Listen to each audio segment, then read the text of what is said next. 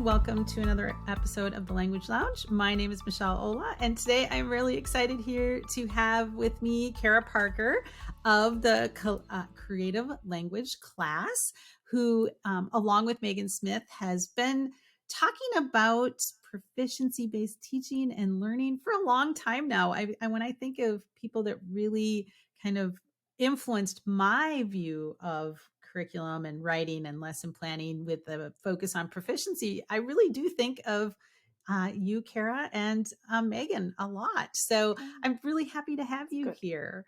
Thank you so much for being here. So glad to do today, this.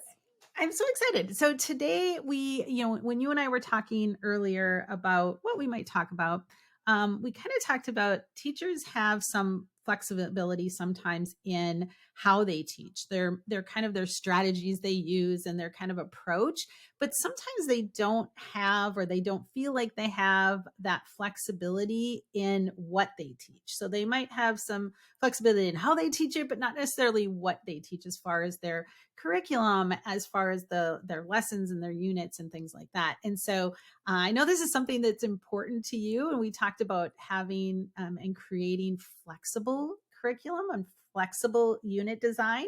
And so I'd love for you to just tell me, first of all, just a little bit about yourself, tell our listeners a little bit about yourself, and then maybe what you mean by flexible curriculum and why it's important to you. All right, glad to do that. So I'm originally from Indiana, and I did the majority of my teaching in Louisville, Kentucky. And that's where I learned about proficiency. I was in a Catholic school doing more textbook kind of curriculum. Then I went to the public schools and learned about a whole new world there. And from there, I taught 12 years. So I taught Spanish and I did a little ESL. And then after that, my husband got a different job. So we've been moving around the country, and currently I'm in Minneapolis, Minnesota. So what I mean by like the flexible curriculum is I think it always helps to give teachers a guide, like where are we going? What do we want to do? But sometimes there are unit topics that you're like, do I really have to teach that? Like, do I have to do chores? Do I really have to? Right. Where did that come from? But allowing teachers to have that choice as well as students, because we keep talking about like student choice, absolutely. But we're also seeing that students say they're excited whenever their teacher's excited. So what can that look like? So teachers are also excited about what they're teaching.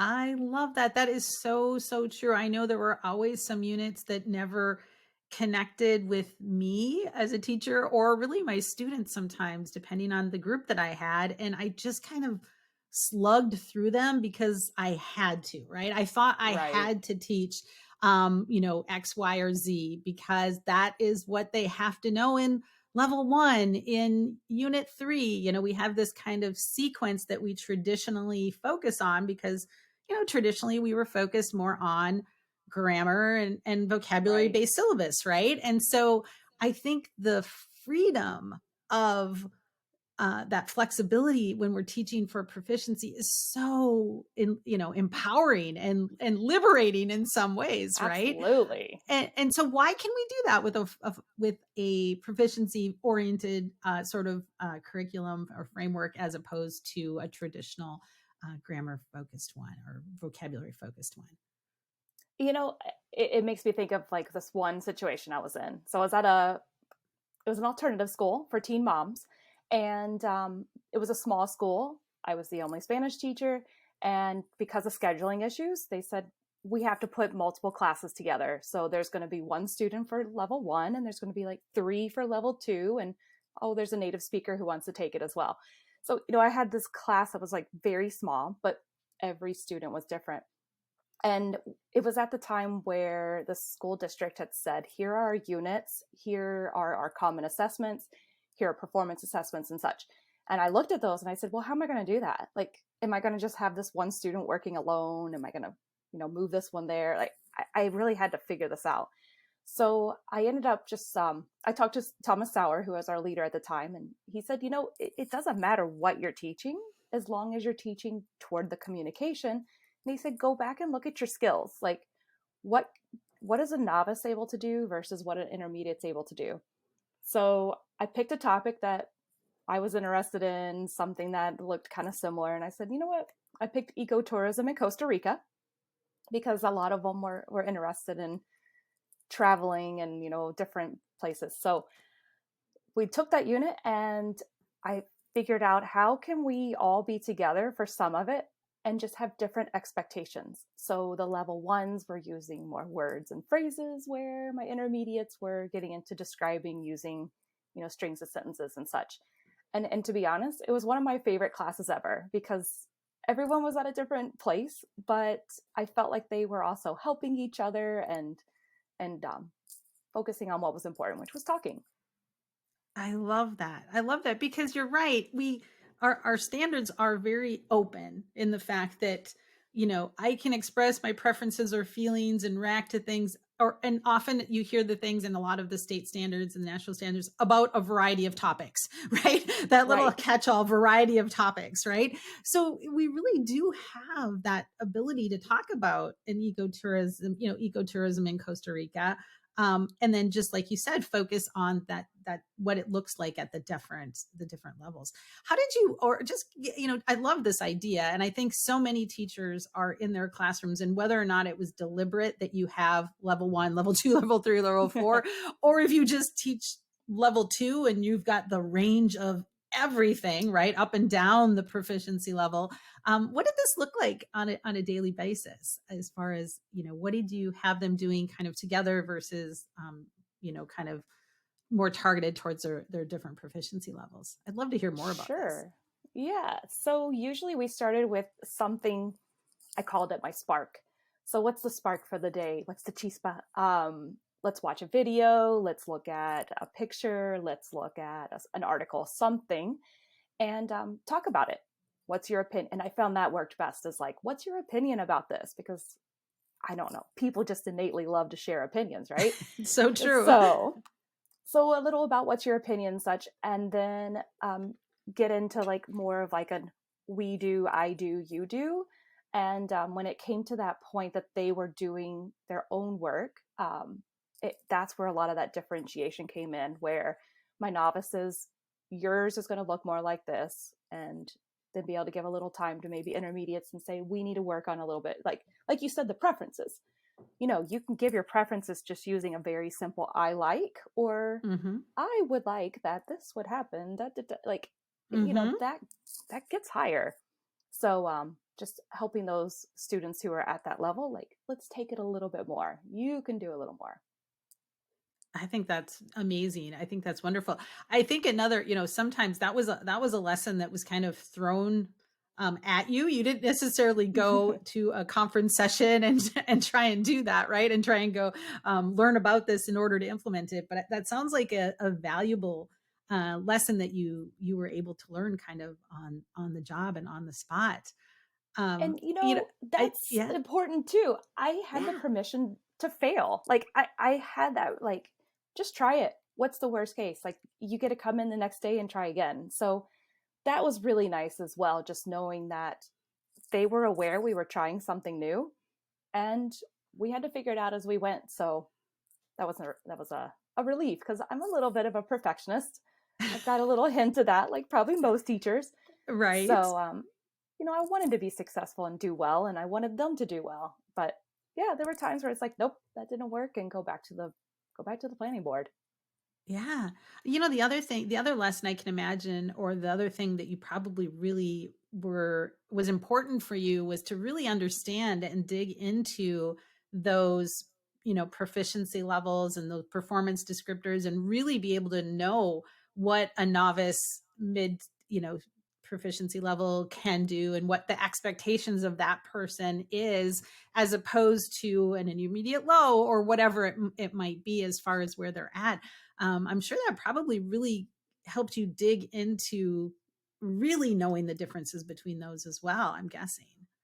It definitely, at the time, it helped. And I think I got to a point where I was like, I called it my cheat sheet, that if it were a novice student, I was really focusing on things like, I can give my opinion, I can give some basic information, I can ask and answer simple questions, and I can compare. Like, those were like the main things that we were working on with them. Where then for intermediate, it was getting into more retelling, a little explaining, describing.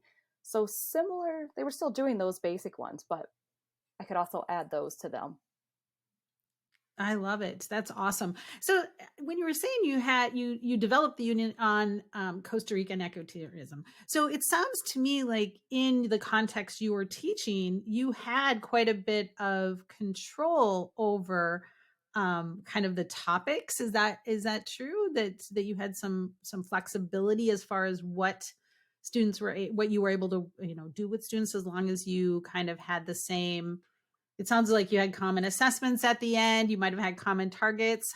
Tell me a little bit about how you were able to, personalize that unit for something that was, interesting and valuable to your students and that you were interested in, and still align with, the expectations of, your district, your school, etc.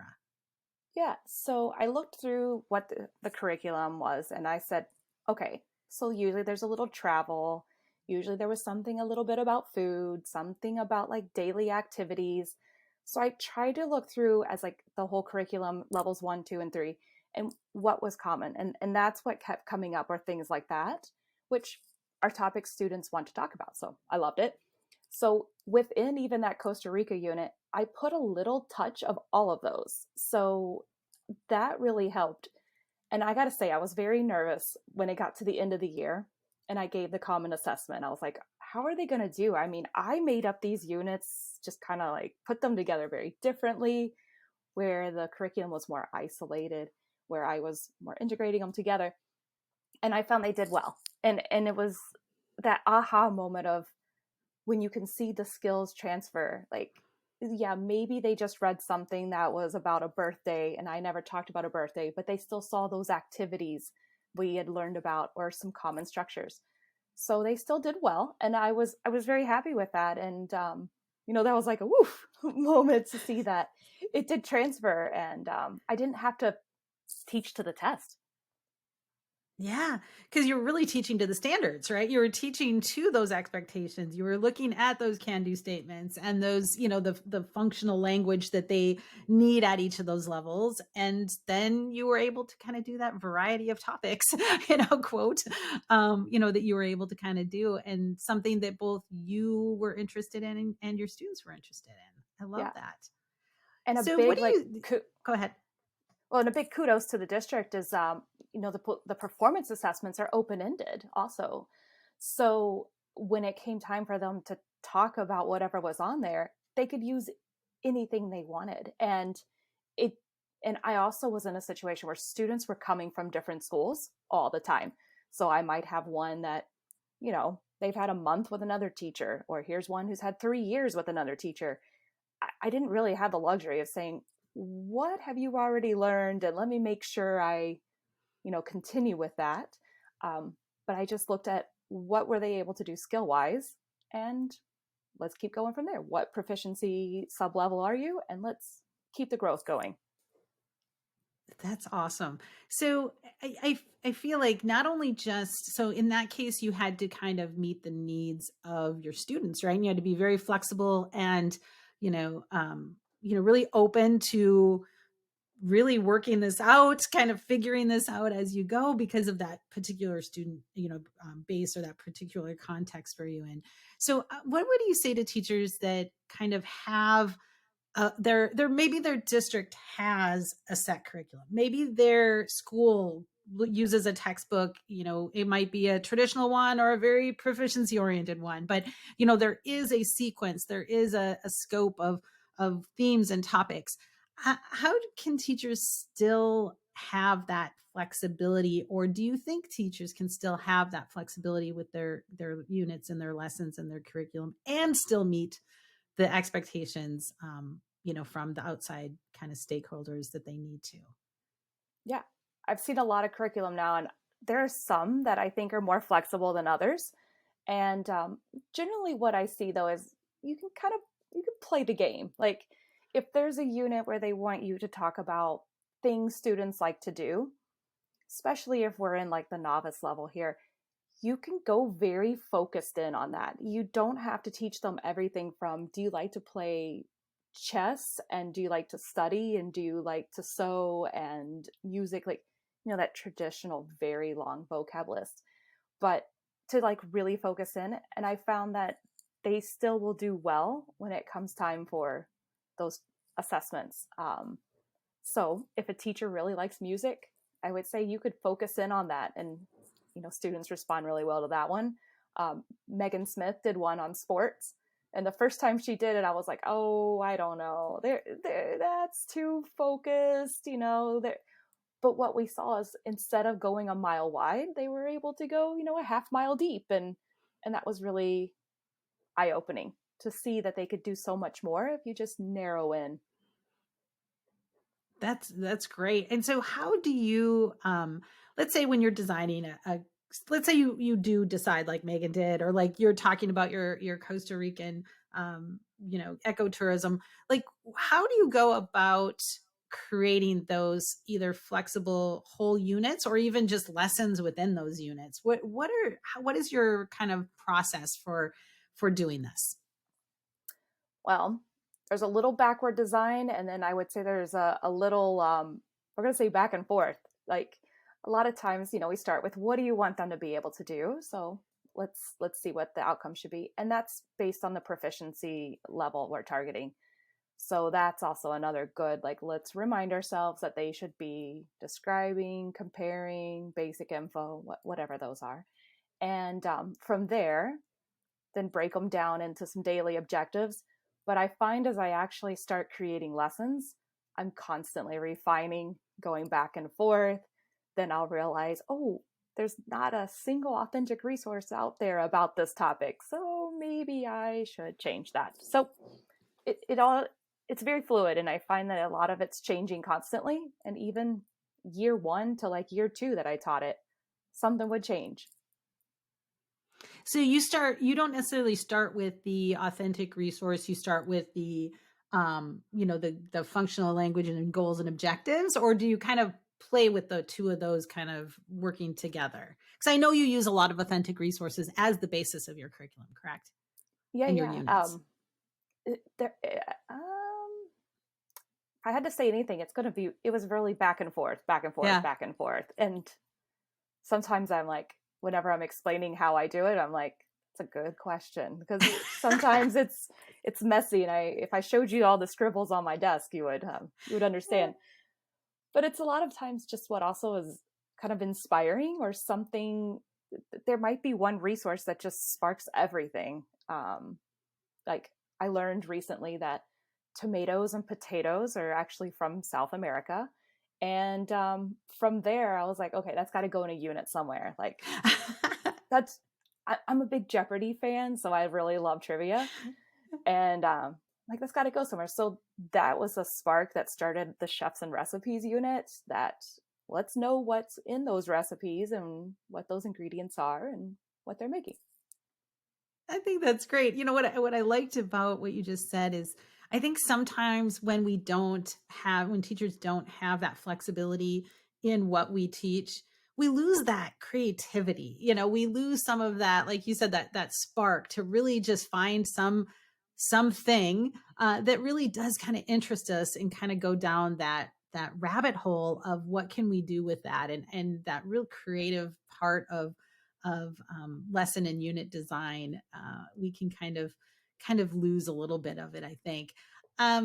But I also True. think that no matter what unit you're in, you've mentioned like whether you have a strict scope and sequence, you can always find opportunities to, you know, um, put your spin on things. What are some opportunities you think, not in the how they teach, but in the what they teach, that teachers maybe don't take advantage of the flexibility that they do have? Even with a set curriculum of some sort. Hmm. Um, I go back to this too. There a lot of times when I'm designing, I ask myself this really tough question of, would a novice level student actually talk about this with someone else? And is it an appropriate topic? Like, there were a few we were thinking about, like even like family members. Yeah, I might talk about my family members with someone I just met, but more likely that novice interaction might just be like, oh yeah, this is my mom. But if I gave her age and told anything else about her, I think she might give me a little smack. So, you know, so when it comes to that flexibility, I've actually found that I had to go through and get rid of some of these traditional things that I thought I had to do in order to bring in things that were relevant. And we know family is a touchy subject anyways to talk about. And we were discussing, should that really just be more upper level where you're talking about family? Like maybe novices, it's just I'm identifying people that are with me or that I'm doing things with. So it answers the question who, more than I'm going to just talk about them because, you know, what's that interaction? So Oh, I that love has, that. it's allowed a You just lot like you're more. blowing people's minds here. Like, wait a minute, what? We don't have to talk about the family in unit 2 of level 1? I Like we could know. talk about describing friends like that they, again, like I had a teenage son, and the last thing he wants to do is talk about his family. He wants to talk about TV characters or video game characters, or, maybe he wants to talk about his friends or something. But, and because our can do statements is I can describe other people, that's okay. We could do that, right? I think that's pretty Absolutely. I see, again, that might be kind of shocking for some people, right? Because Yeah. we're so used to doing things in a particular way, right? And one of my favorite things about that alternative school, the one of the principals, she gave us a chance where we were supposed to collaborate with other teachers. So find a different subject area, find out what students you have in common, and do something together. Like let's not just do it in your class, but all. I had some of the most amazing things come from those collaborations. So the ecotourism, the biology teacher and I talked. There was a field trip. There That's was awesome. then they made little books for the babies in the target language and took photographs. So the photography teacher taught them about taking good pictures for the animals. So there was just a lot of that collab. And oh, one more unit. You know the traditional "Who am I" unit that's in level Mm-hmm. 1, which I'm like that's deep. Mm-hmm. I I found that was a unit that my students were very negative about. Like they would say, I'm fat, ugly, and stupid. And I was like, Mm. that was heartbreaking. Like I didn't want them to say that. So I'm like, what can we change there? And the humanities teacher and I collaborated and we made one about portraits. And I see on your wall back there the Frida. Yeah. Frida was one we started looking at her portraits and what representations and, you know, let's describe Frida in the picture. And it just totally changed what they were saying about themselves afterwards. So I find the greatest comes from a collaboration, working with someone else and even a different content area. I love that. Even your students, right? A Yep. combination of collaboration with others around you, or your students. I'm just curious, and I know this is just an opinion, and but what are some of those kind of units that you've kind of felt are just not maybe engaging to either students or to yourself, and that you kind of have replaced with something else? Do you have any, can you think of Mm. any examples off the top of your Yes, that's an easy question. I remember as I was holding my Pepsi and looking at the Cheetos on my desk, how I really wanted to get rid of the healthy unit. Like, head? why am I lecturing them about healthy stuff? And I'm going to go back to two. Like, when is there ever a student that's going to say, "So you should eat this because it has vitamins"? I just didn't see like where that was going to happen in a conversation at that proficiency level. um, the chores, because a lot of them said we don't do them. um, the get ready unit, like there's just not a lot of times that I'm like, hold on, I am brushing my I am teeth. taking a shower. I am brushing my Right. teeth. I'm Right. or the daily routines with my personal bathing habits. I always thought that was so weird. Like, why would Hmm. that happen? Um, So, and a lot of those I found like they could still be kind of switched around though. Like I yeah. I do agree that like okay, so the daily routines, talking about my own isn't that interesting, but well, I'm an Olympics fan as well. And I saw one of these videos that was like the daily routine of an Olympic athlete. And I was watching that going, they are disciplined. Like Wow. that was interesting. Or there was one video we had the daily life of a taco restaurant, and it went through like what the chef was doing and how early they had to get up and things like that. So that was interesting to me. And then to compare back to my own life, like, oh, I don't get up that early. Like, that's amazing. They work for that many hours. That's a long day. So, because it was a different perspective. Yeah. How I know I can hear a lot of teachers going, "Oh, that I love using authentic resources or videos or whatever." But it's so hard. Like, where do you find your inspiration? Where do you find some of the the authentic resources or even just those ideas that you're kind of putting out there? Where do you get a lot of your inspiration for your units and your lessons from? Hmm. Daily life. I would say just social media. Just what are people talking about? What is important? Sometimes I bother my niece. Like, so what are you kids talking about these days? Um, but a lot of it just comes from something that happened. I live in a pretty multicultural city now, and there are times where I'm like, okay, I just had to do this in Spanish and I didn't have every word I needed. Maybe we should create some lessons like that because this could happen to someone else. Like there was once where we went to a park and we wanted to play volleyball, and there was another team who was already there. So we had to negotiate, like, why don't we play each other? And we were talking about the social emotional learning, that as well. We were talking about how, part of getting a friend sometimes is being a friend. So maybe we should make some more of these, like, I can invite someone to do something. And I like putting that stuff in there because whenever you do need it, it's nice to know it. Yeah, that's great. So how do you structure your units or your lessons in a particular way or a particular format? In which way? Like, Yeah, just like I'm just curious like how do you like how do you have a set sort of like I'm going to use X many authentic resources. I'm going to have hmm, the particular activities or are you going how do you actually like structure how long it's going to take or what you do with that, which vocabulary you focus? Like what's your thought process when you're creating your lessons and your units? okay. When I'm creating a unit, I'll say I usually just look, like what even is out there, a lot of research. So that's the hours I have, the computer on my lap and looking through Mhm. what's on YouTube or such. Um, and then when it comes to actually getting into lessons, I do traditionally start with some kind of like question that's opinion or maybe a prior knowledge question or something to just kind of start the conversation, and then have that authentic resource pretty soon in the lesson so we can use it. And I like to use the resource as much as I can throughout the entire lesson.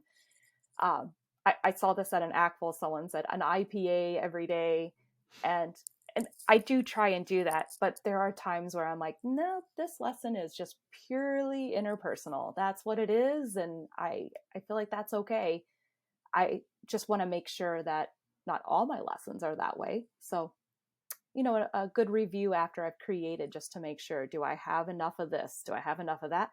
And then honestly, once I gave the performance assessment and could see their results, that instantly told me where I had either over or under taught something.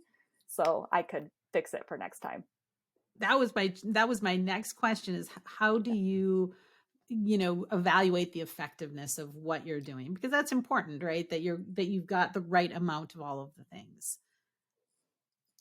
Definitely the student performance assessments. Like, what could they do? I mean, obviously there's a lot going on in class that I could jot down and take as like some running notes of what was going on. But yeah, what could they actually do when they were put on the spot to say and no notes or what's up there? What can you do? And, it's, we know this, like you do something one time and you're like, oh man, I should have said this. I should have done that. So I also account for there are those moments where they're like, oh yeah, I could have done that. I just didn't get into it. But across the board, it was good to see where are they at? What do they need? And sometimes that was, I'm going to give them some direct feedback so they know that this is something to watch next time. And then this was the hard part for me, but there were a lot of times where I was like, I need to just be quiet because it's going to come. Like, noun adjective agreement. It's going Yeah. to come. I need to just wait. And it did. And Give them more opportunities and just be patient. yep. Yep. I love that. So what would you, let's say, I'm just not feeling my, I'm not feeling my, let's say, school unit. And I Okay. think I've complained about school units before in the past. Like I just have, I understand that they're important and to know where different places in the school are and what time my classes are.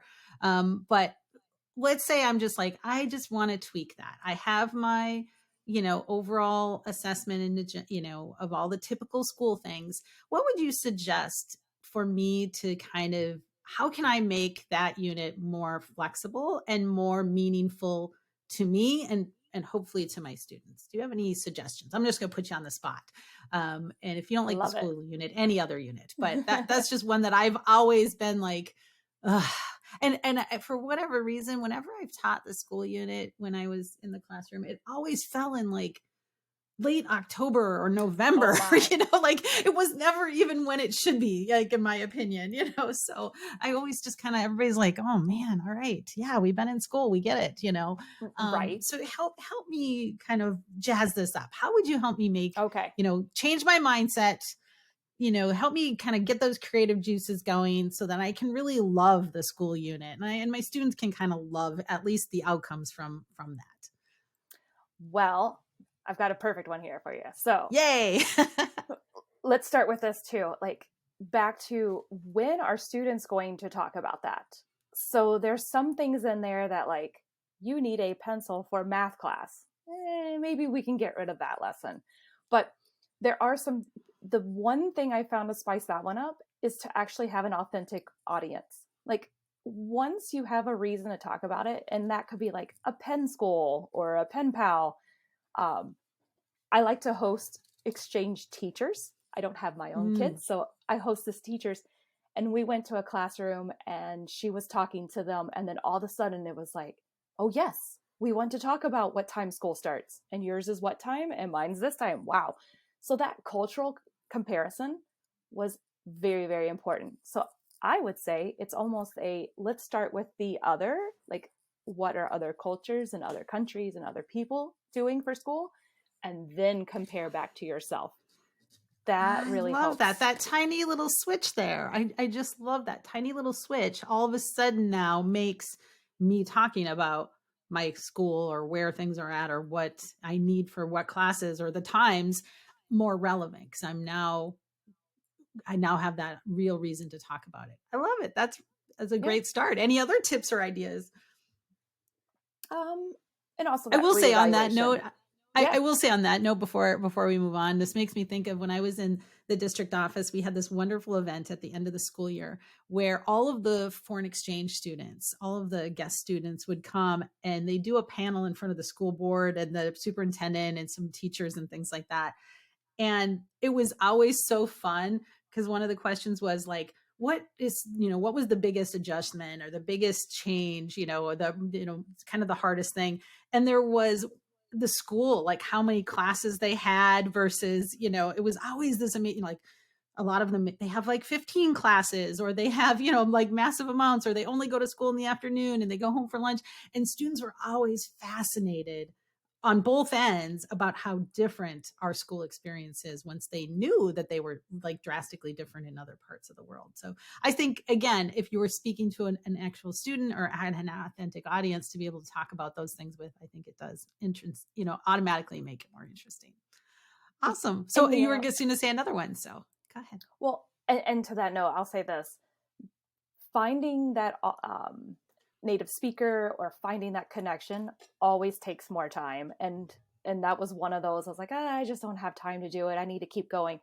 But every time I stopped and I did it, it just, it clicked. It was one of those things I was like, I need to do more of this. Like, I believe all content areas should do more of it. Like, let's connect with people. Let's, bridge that school to community and see that there's really a purpose in what we're doing here in the classroom. So I suggest to any teacher, like, it's worth taking the time, even if that means a few of your lessons are going to suffer a little because you're planning this other event for them. Like, it's worth it.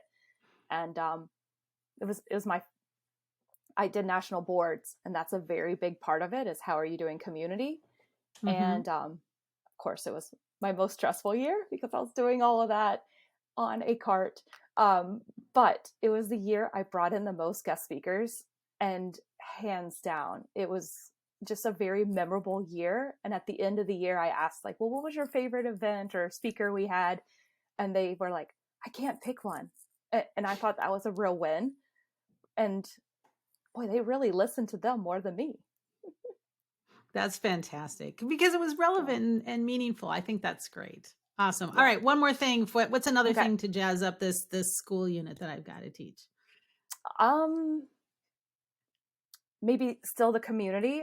There was one school that they were collecting school supplies and donating it to a local organization. And then recently here, I did a donation drive where I went and like packed school supplies to be sent, across the country. And I was thinking, this is something you can bring students to do. They might even be able to like bring it to your school so you could do it in class. But I think reaching out and bringing something like that in, again, I think we've got students that really care about people and what's going on around them. So, bringing that in and giving that little extra touch. I love that. That making it meaningful and real world sort of application, right? And bringing it out of just the flat pages of whatever it is, or even just out of our classrooms and bringing it out into the world in some way. I think that's a wonderful place to start.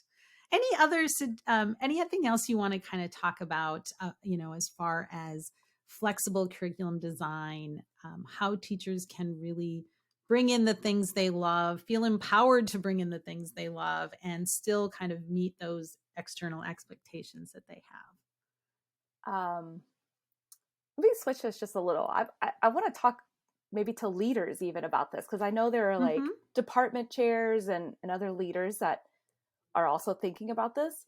And I was going to say, it really helps whenever units are created or whenever you're creating the curriculum that you create these more open kind of themes. And I kept hearing that word thrown around a lot, like, well, what's your unit theme? What's your theme? What's your unit? What's the difference? Sometimes they overlap. But that idea of something that's like open, that then teachers can pick within that, that I've seen some really awesome things going on at schools where the theme might be, yes, this is a theme about activities that students might do on like the weekend or after school, but you as a teacher get to pick what you exactly want to cover under that. And and I think it also is a very nice thing to do because it allows teachers to not only like pick what topic they want to teach under that, but teach how. Like, how do they want to teach that? Do they, what method do they want to use? And you can use different textbooks, you could use different texts, you can use different um, you know resources that you have. But I think that's an important part of all of this as well, is just realizing that we do need guidance. And I always appreciated that. Like, don't tell me just teach whatever you want. That's too much. But give me some themes and some ideas and resources, and not just one resource. I find that that can also be very limiting when we're told, here's your one thing you can use and that's it. It's nice to mix and match, but being more open when you're creating the curriculum as well. Yeah, and I think you might have started to say something about this, and I think I interrupted you about assessments too. If you're having, you do have to have some common maybe assessment at the end, but again, having a performance based assessment that is open ended, where students are able to tell what they've, are able to do, describing X, Y or Z or whatever. But that it doesn't matter if they describe their family or their friends or teachers or whoever it might be, just as an example. But having that open endedness in the as open-endedness, I don't know if that's a word, but having that in the end as far as their assessment is also going to provide guidance, because we do know the outcomes that we want our students to have, but a little bit of flexibility in how each individual teacher gets them there. Exactly. And I think there's a lot to be said about the most important assessment, I think, is the end of the year common assessment rather than having the common assessments throughout the year. And I say that because, for Mm. example, that Costa Rica unit, I did just a little bit of activities, a little bit of food, and a little bit of describing all in that one unit. I needed to have more units before they were going to be able to do that well. So if I would have given the one assessment that was just on like activities, they would not have done well. They only knew like 4 or 5 at that time. I needed the semester to get through all of it before they were going to do well on it. So I'm not saying that we should get rid of the like unit ones. I think they're important, Hmm. but I think as a when you're looking from like a school or district perspective, it's really the end of the year ones that I think are the most fair to judge whether or not, we've accomplished our goals.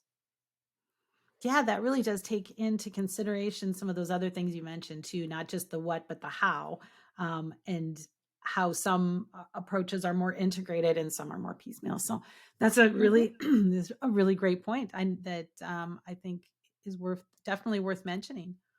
Wonderful. Any other last Good. thoughts before we kind of log off? Um, I guess I go back to one thing that just made a lot of things easier was having a common rubric and a few like non-negotiables. So Mm, knowing that we were all going to use the same rubric was very nice. It helped with not at the one school I was at, but another one. We had about 7 or 8 of us in the department, and it really helped with the well, she grades this way, she grades that way. Like it got rid of that. So mhm. that was a nice like part to have in common, and also gave me a chance to like talk to the French teacher. What are you doing? How'd you get on there? Like we had now common conversations, and it was nice to be able to talk to him about an idea where before, I couldn't say like, so how'd you teach the reflexive? Like it just wasn't as Yeah. useful. And then having some benchmarks, that was also useful to know, like by the end of level 1 we would like them to be here, maybe novice high or showing signs of intermediate low, whatever that is. That really again helped me as a teacher to know I've got an end goal here. That's where we're trying to go. But what I'm talking about in class could be anything. But you also want a variety. I know this. Like I could probably talk about like sports and food for an entire year, but I shouldn't. Like I need to mix it Right. up, and I think that's the discussion as a department that's good to have. What are those variety of topics that we want them to have? And then our skills are based on what proficiency level. Awesome. I love it. Well, thank you so much. This has been a really fun conversation, just to kind of dig deep into, that big picture curriculum writing, how we can kind of jazz up our lessons and be more flexible in how we look at things.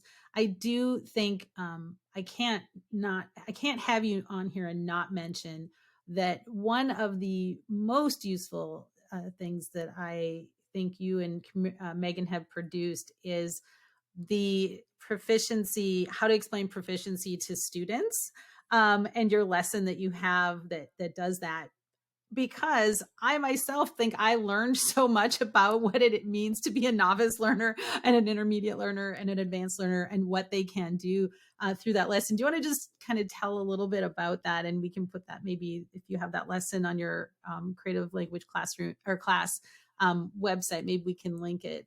Tell us a little bit about that lesson, about, because obviously if you had all those different, going back to your first story, all those different levels in the same classroom, they had to Mm, know that it was different for each of them, right? So how do you explain to students? Tell us a little bit about the lesson that you and Megan created, like quite a while Yeah. ago now, but I feel like it's just still so important and so relevant for teachers. Yeah. It started off when the district was we were in cohorts and working on like, well, this is all good, but we need to explain it. And we were also worried about like parents and Mhm. administrators. Like we always said, like, let's invite the admin in when we do that lesson.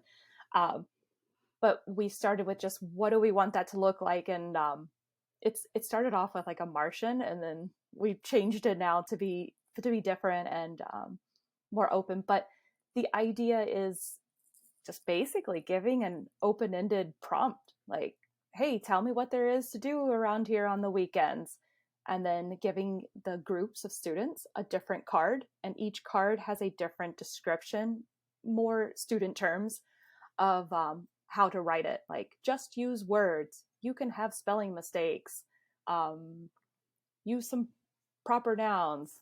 Might have to explain that to them, but they would write it on a poster, put it up, and then we could look at them as a class and decide which one's more complicated, which one's more complex. Like, why is that more complex? And that was a conversation I had in English, especially with the level one, but it was one that really set the tone for the year. And it was like to understand that it's okay if you sound like this was I think one of those, everyone always talks about let's make students comfortable in class. Let's make it a good environment. And I think that was one for them. Like they knew, oh, it's okay if I make a Phew. mistake.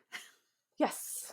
And then I had to learn, put the red pen down and don't correct them. Like just let them go, because I didn't want to be the one who was contradicting that.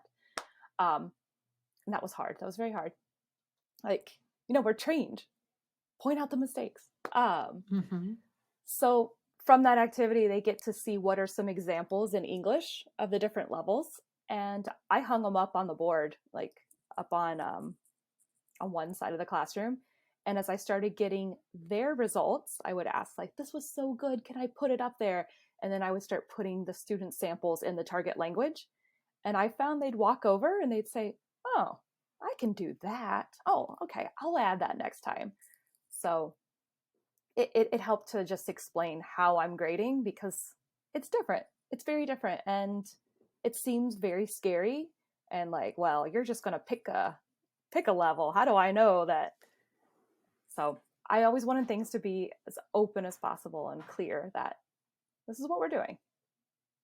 Yeah, I think that's great. And I've used that example in various forms with many, many teachers as well, that just are maybe new to, they understand the terms, but not deeply of what it looks like to be a novice learner. And the expectations we have are sometimes way out of line with what a novice, learner can actually, do in the language. So we'll Absolutely. link that if that's okay with you. We'll link that in the Yeah. show notes. And to your website there. So thank you so much for Kara for Yeah. really spending some time talking about this. And hopefully we've got some teachers out there that have sparked some new ideas and how they can be a little more flexible in their lessons in their curriculum and really let their personal strengths and passions and interests and their students strengths and passions and interests kind of shine through no matter what unit they are in. Well said. I really enjoyed talking about it. It's still exciting to me. I get excited every time. I'm like, here's a new unit I'm going to put out. So, yeah, very nice. Thank Thanks for you. having me. Absolutely. Thank you so much, Kara.